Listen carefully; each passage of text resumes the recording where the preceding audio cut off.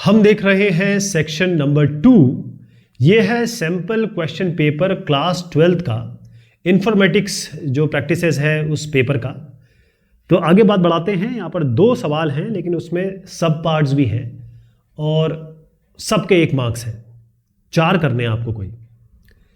यहाँ पर है consider the following data frame DF and answer any 4 question from 1 to 5। तो इसमें से आपको 4 करने हैं। इसको ध्यान से देखिएगा। ये रोल नंबर है 1 to 6, नेम यहाँ पर नाम दिए हुए हैं। ये जो है यूनिट टेस्ट है, इससे थोड़ा सा इधर हो गया है। ये यूनिट टेस्ट 2 हो गया, यूनिट टेस्ट 3 हो गया, यूनिट टेस्ट 4 हो गया। अब आपका पहला सवाल है write down the command that will give the following output. अब इसमें देखिएगा जो रोल नंबर है वो 6 है, यानी कि इनमें से मैक्सिमम दिख रहा है। नेम तनिष गोयल। अब नेम तनिष गोयल, अगर आप इसको अल्फाबेटिकल में देखेंगे तो T सबसे बाद में आता है। LMNOPQRST, P के बाद भी आता है, तो T सबसे लास्ट में आता है। तो मैक्सिमम तनिष गोयल हो गया। अल्फाबेटिकल में देख लें। UT1 में जो मैक्सिमम है क्या है 24 मार्क्स। UT2 में सबसे हाईएस्ट मार्क्स क्या है 24। UT3 में सबसे हाईएस्ट मार्क्स क्या है 24। UT4 में सबसे हाईएस्ट मार्क्स क्या है 24 तो 24 मान लीजिए। यहाँ पर देखिए UT1 में 24 और UT4 तक में 24 है।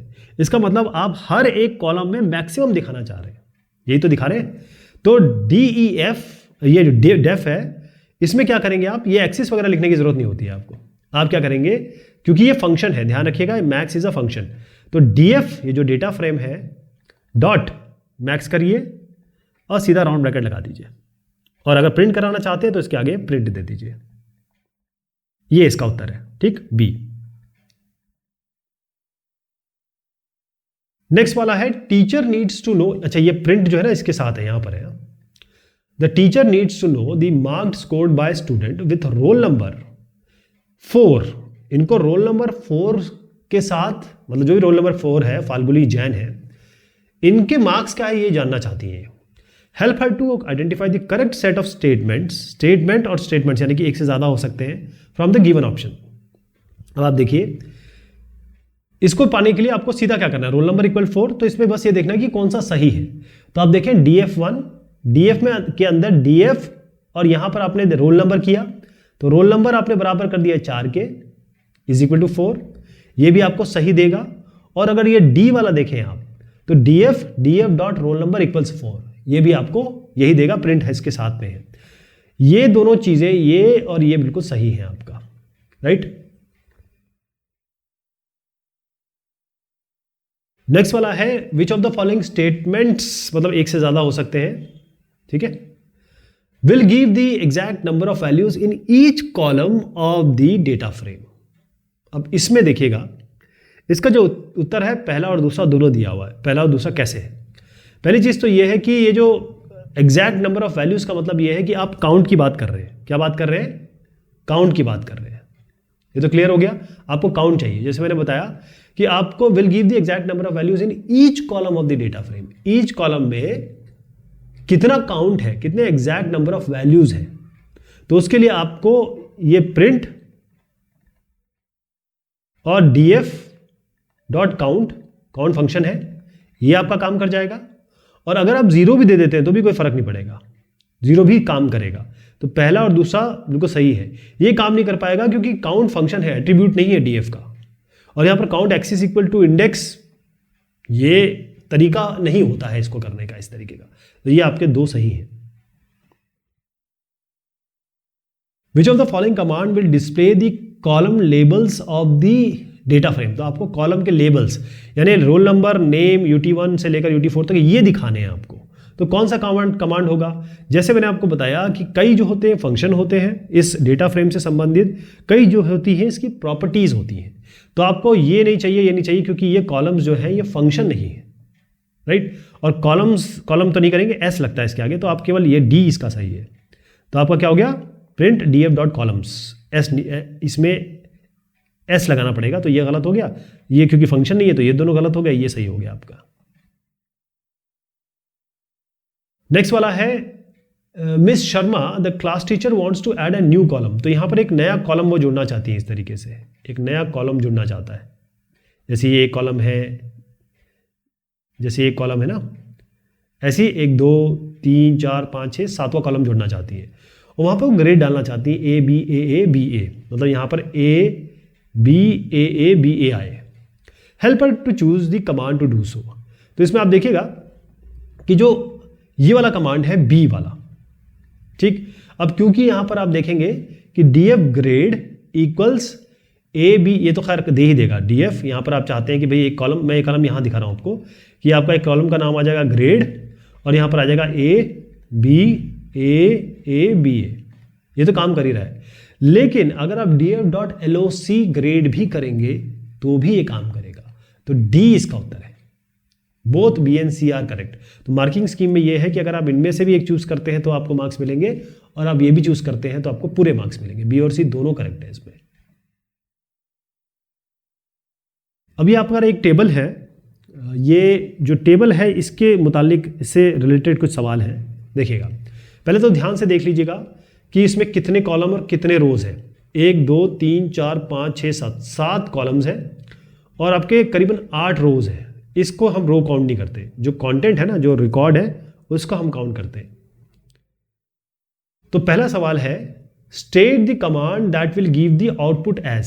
तो यहां पर आपका नेम, इसका मतलब केवल एक ही कॉलम आप सिलेक्ट कर रहे हैं। तो select name, select name, select name, select name, ये सारे के सारे सही दिख रहे हैं अभी तक। तो किस, ये जो इसका नाम दिया है इन्होंने बाकायदा नाम बताया है इसका कि स्टूडेंट इसका टेबल का नाम है।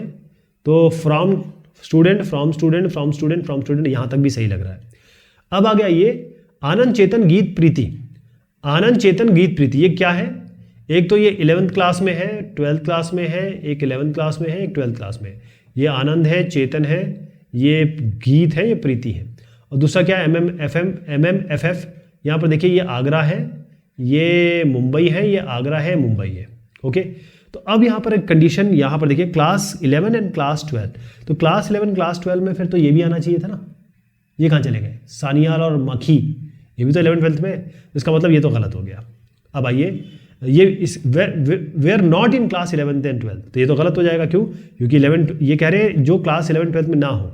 अगर क्लास 11 12th में ना हो तो फिर आनंद चेतन तो आ ही नहीं सकते, गीत और ये प्रीति आ नहीं सकते, तो ये भी गलत हो गया। अब आइए select name from student where city equals Agra और सिटी इक्वल्स मुंबई। तो ठीक है, बिल्कुल सही हो गया, क्योंकि आगरा आगरा, आनंद गीत, मुंबई मुंबई, चेतन प्रीति। ये देखिए, ये आगरा के हैं, ये आगरा के हैं, ये मुंबई के हैं, ये मुंबई के हैं। तो जहां इन्होंने कहा वेयर सिटी आगरा या फिर सिटी मुंबई, तो ये सही हो गया। अगले पे आइए, select name from student where city in. ये जो कमांड है और ये कमांड एग्जैक्टली सेम है। इन्होंने कहा कि जो स्टूडेंट ऐसे दिखा दो आप जो आगरा या मुंबई में रहते हो या उनकी सिटी ये हो, तो ये भी सही हो गया। तो थर्ड और फोर्थ इसका सही है।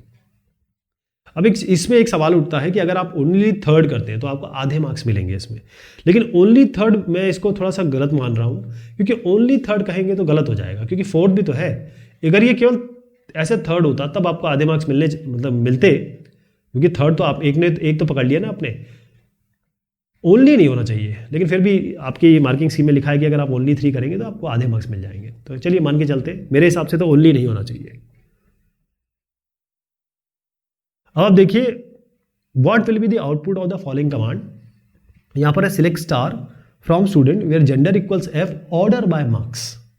ऑर्डर बाय मार्क्स, तो पहली चीज तो ये हो गई कि सिलेक्ट स्टार। स्टार मतलब सारे के सारे कॉलम आने चाहिए, इसमें सारे कॉलम आने चाहिए। तो इसमें सारे कॉलम आ रहे हैं, इसमें सारे कॉलम आ रहे हैं, इसमें नहीं आ रहे, तो ये गलत हो गया। सारे कॉलम नहीं आ रहे, ठीक, स्टूडेंट से ही आया होगा, ठीक है। वेयर जेंडर इक्वल्स फीमेल, तो यहाँ सारे फीमेल दिख रहे हैं, यहाँ फीमेल सारे दिख रहे हैं, तो ये दोनों में से कोई एक सही हो सकता है। Order by marks, order by marks जो होता है इसका मतलब ये होता है कि आप मार्क्स के हिसाब से इसको असेंडिंग ऑर्डर में लगाना चाहते हैं। तो इन दोनों में देखिए, ये आपका डिसेंडिंग ऑर्डर में, सबसे बड़ा पहले है, सबसे छोटा आखिर में है, और इसमें सबसे छोटा पहले है, सबसे बड़ा बाद में है, तो ये असेंडिंग ऑर्डर में है। तो आप ऑर्डर बाय असेंडिंग मार्क्स में अपने आप असेंडिंग लग जाता है। अगर आप डिसेंडिंग लगाना चाहते हैं तो आपको लिखना पड़ेगा, मतलब बाय डिफॉल्ट असेंडिंग काम करता है। अगर आपको डिसेंडिंग करना है तो लिखना पड़ेगा, तो ये असेंडिंग में अपने आप आएगा। तो बी सही है इसका। कौन सा उत्तर है? B. Okay, select Prachi has given the following command to obtain the highest marks. ये कमांड इन्होंने दिया, इसमें लिखा select maximum marks from student where group by class. यहाँ थोड़ा सा मसला हो गया। एक तो वेयर के बाद इन्होंने कोई कंडीशन नहीं दी और वेयर के बाद सीधा ग्रुप बाय क्लास लिख दिया, तो यहाँ तो ये मसला यहाँ का आ गया। हम क्या करते हैं, पहले आपको ये बता दूं मैं आपको कि सिलेक्ट फ्रॉम वेयर ये अलग क्लॉज होते हैं, ये हमेशा काम करते हैं। अब सिलेक्ट फ्रॉम वेयर ये काम करते हैं रोज पे, ये कॉलम पे काम कर रहा है, ये रोज पे काम कर रहा है, जो जिस रिकॉर्ड के हिसाब से ये आपको रिजल्ट दे देगा। ग्रुप बाय जो है वो आपको करेगा कि कौन से कॉलम ग्रुप करने हैं आपको, और ख़ास तौर पे जो आपके डुप्लीकेट आइडेंटिकल, एक जैसे अगर आइडेंटिकल आपके रिकॉर्ड्स हैं उसके लिए काम करता है ग्रुप बाय। अब आप इसके बाद वेयर नहीं लगा सकते, तो आपको वेयर जैसा कुछ चाहिए, उसके लिए हैविंग कंडीशन है। हैविंग कंडीशन जो लगती है वो लगती है आपके किस पे, एग्रीगेट फंक्शन पे। अब क्योंकि आप दिखा रहे तो रहे आपको, आप डिसेंडिंग असेंडिंग भी तो चाहिए, उसके लिए ऑर्डर बाय है। ग्रुप बाय कॉलम वाइज करेगा डुप्लीकेट सिमिलर रिकॉर्ड को, हैविंग जो है वो वेयर जैसी कंडीशन डाल देगा यहाँ पर एग्रीगेट फंक्शन पे, जो हमारा एवरेज, सम, मिन, मैक्स ऐसे फंक्शंस होते हैं, और ऑर्डर बाय उनको असेंडिंग डिसेंडिंग में लगा देगा। तो ये तरीका होता है कि यही इसी तरीके से काम करेगा। अब आप देखिए, सिलेक्ट है max marks from student where group by class. अब मैं जो गलत है वो पहले आपको बता देता हूँ। सिलेक्ट फ्रॉम तो हो गया, वेयर ग्रुप बाय क्लास, तो पहली चीज़ तो ये हो गई आपकी, जो ये इन्होंने लिखा है ये तो वैसे गलत हो गया। वेयर के बाद कंडीशन होती है, ग्रुप बाय क्लास नहीं आता, ये गलत हो गया। यहाँ पर देखिए, select from group by marks, select from student group by marks, तो ये थोड़ा सा ठीक लग रहा है, इसको अभी रहने दीजिए। यहाँ पर आइए, select class max marks group by class from. अब मैंने आपको जैसे बताया था, ये फ्रॉम इसके बाद, ये ग्रुप बाय के बाद नहीं आ सकता, फ्रॉम इधर लाने की कोशिश कर रहे हैं, ये स्ट्रक्चर है इसका, तो ये आप सी को तो हटा ही दीजिए। Select class max marks from student group by class, group by, तो आप देखें ये बी वाला और डी वाला दोनों सही दिख रहे हैं हमको, दोनों सही दिख रहे हैं। इसमें थोड़ी सी एक चीज ये है कि ये जो क्लास है, हमेशा जो ग्रुप बाय चलता है वो सिलेक्ट क्वेरी के साथ चलता है, जो इसके रिजल्ट आएंगे उसी पे, जो आप कॉलम सिलेक्ट करोगे उसी कॉलम पे तो ग्रुपिंग होगी। तो ग्रुप बाय इन्होंने कहा जो इन्हीं में से एक होना चाहिए, तो क्लास इसमें है ना, तो ये select class max marks from student group by class, ये सही हो गया, तो डी इसका सही उत्तर है, राइट। कई बार ये बताया गया है दूसरे डिस्कशंस में भी ये कि बी भी सही होगा, लेकिन क्योंकि इन्होंने डी दिया हुआ है, आंसर में भी दिया हुआ है, और यहां पर इतना सही नहीं लग रहा है ये, क्यों? क्योंकि ग्रुप बाय मार्क्स आप करना चाहते हैं, यहां पर ग्रुप बाय मार्क्स जो आप करना चाह रहे हैं, ये तो मैक्सिमम मार्क्स दे दिया इसने, एग्रीगेट फंक्शन दे दिया है ना, तो यहां पर आप डी सही करेंगे, डी सही है इसका। अब आइए सवाल पे, state the command to display the average marks scored by students of each gender who are in class 11th। तो पहले हम क्या करते हैं, वो सारी चीजें हटा देंगे जो इसमें नहीं है। पहले तो आपको बता दूं कि इसका उत्तर कौन सा है। इसका सेकंड और जो फोर्थ है वो दोनों बता रहे हैं, इसका आंसर आपको सीबीएसई ने दिया हुआ है। तो पहले आप देखिए, select from where group by, ये ठीक लग रहा है। सिलेक्ट फ्रॉम ग्रुप बाय और बाद में वेयर आया, तो ये तो हम ब्रेक नहीं कर सकते, ये चेन है, तो इसको हटा दीजिए आप। सेकंड तो गलत हो गया, आप ये समझ गए, वेयर ग्रुप बाय के बाद नहीं आता है, इसको हटा दीजिए। तो इसका मतलब ये जो उन्होंने आंसर दिया है तो गलत हो गया, जो सीबीएसई ने आपको दिया है वो तो गलत हो गया। अब आइए, select gender average marks group by gender from, select from ये ब्रेक नहीं कर सकते हम, ग्रुप बाय आप पहले ले रहे हैं उसके बाद फ्रॉम डाल रहे हैं, तो इसको हटा दीजिए। थर्ड भी गलत हो गया, ये दोनों गलत हो गए। तो अब आए फोर्थ पे, select gender average marks from student group by gender having class 11th। तो यहां पर जो क्लास है, ये जो हैविंग चलेगा ना, वो इसके किसी कॉलम पे चलेगा, ठीक है, हैविंग क्लास 11। तो यहां जेंडर है, यहां आपका एवरेज है, तो ये class equals to 11 group by, ये भी जम नहीं रहा। तो इसका जो आंसर है वो पहला आंसर है, ठीक है। इसका जो आंसर है, ये जो इन्होंने जो आंसर दिया है, इससे मैं ज़्यादा मतलब इत्तेफाक नहीं रखता हूं। इसका उत्तर है select gender average marks from student where class equals 11। तो इन्होंने कहा जो क्लास 11 में हो और ग्रुप बाय जेंडर, इसको उन्होंने क्या किया, ईच जेंडर। तो यहाँ पर ग्रुप बाय ईच जेंडर की बात आ गई, तो इसका मतलब आपको ग्रुप बाय करना पड़ेगा जेंडर के हिसाब से, खुद यहाँ पर दिया जा रहा है। और कंडीशन है कि यहाँ पर क्लास 11 तो वेयर से तो हमने वही निकाल लिए जो 11वीं में हो, और हमने जेंडर के हिसाब से उसको ग्रुप कर दिया, राइट। मतलब मेल फीमेल दोनों आ जाएंगे उसमें और ग्रुपिंग में आ जाएंगे। तो पहला सही है इसका। अब है आपका help Ritesh to write the command to display the name of the young student. Young student क्या होता है, जैसे आपकी उम्र 11 साल है, मेरी उम्र मान लीजिए 30 साल है, तो इसका मतलब ये है कि आप मेरे से बाद में पैदा हुए हैं, और हमारी डेट कैसे चलती है, 2000 के बाद 2001 आता है, जैसे अभी 2021 है, तो इसका मतलब जो बाद में पैदा हुआ है उसकी डेट ऑफ बर्थ ज़्यादा होगी ना, तो हमको मैक्सिमम लेना पड़ेगा। तो ये ए हटा दीजिए और मैक्सिमम मिनिमम और कहाँ है, ये हटा दीजिए। तो बी या डी में कोई सही है, लेकिन मैक्सिमम तो कुछ होता ही नहीं है, ये तो होता ही नहीं है, ये तो एग्रीगेट फंक्शन है ही नहीं, मैक्स ही होता है। तो सीधी सी बात है बी सही है इसका। हमने सिलेक्शन बाय रिजेक्शन करके दिखाया आपको, ये select name max DOB from student, ये बी सही है इसका। अब ये है पार्ट बी, इसका अलग अलग सेक्शंस है, लेकिन हम इसको लेंगे अगली बार। तब तक के लिए शुक्रिया, मेहरबानी आप सभी की।